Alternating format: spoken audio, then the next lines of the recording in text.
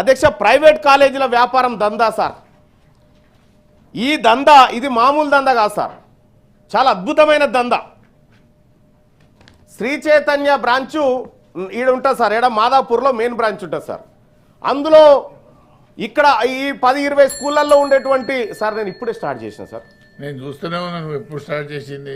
లేదు సార్, నేను ఇప్పుడే స్టార్ట్ చేసిన.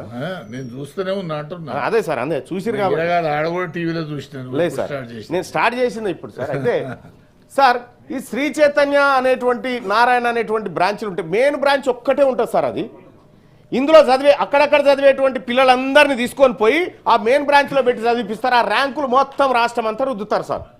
మన అమాయకులైన తల్లిదండ్రులు నిజంగానే మా కొడుకు కూడా ఫస్ట్ వస్తాడేమో, మా కొడుకు కూడా ఎంసెట్లో ర్యాంక్ కొడతాడేమో, మా కొడుకు కూడా ఐఐటి వస్తుందేమో అని చెప్పి భ్రమపడి లక్షల రూపాయల డబ్బు ధారపోస్తూ ఉన్నారు సార్. సార్ ఇక గడిచిన ఒక్క ఏడాదే ఇంటర్మీడియట్ మరియు ఎంసెట్, నీటు, ఐఐటి, జేఈఈ కోచింగ్ల పేరు మీద అధ్యక్ష ప్రైవేట్ జూనియర్ కాలేజీలు చేసినటువంటి వ్యాపారం అక్షరాల 9,625 కోట్ల అధ్యక్ష. ఒక సర్వేలో తేలింది.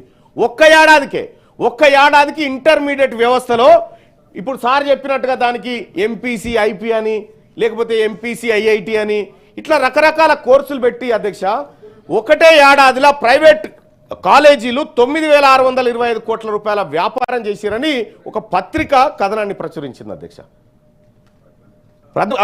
ప్రభుత్వం ఏమో 1,125 కోట్లు ఈ రంగంలో ఖర్చు చేసినా పెద్దగా ఫలితం రాకుండా పోయింది అధ్యక్ష.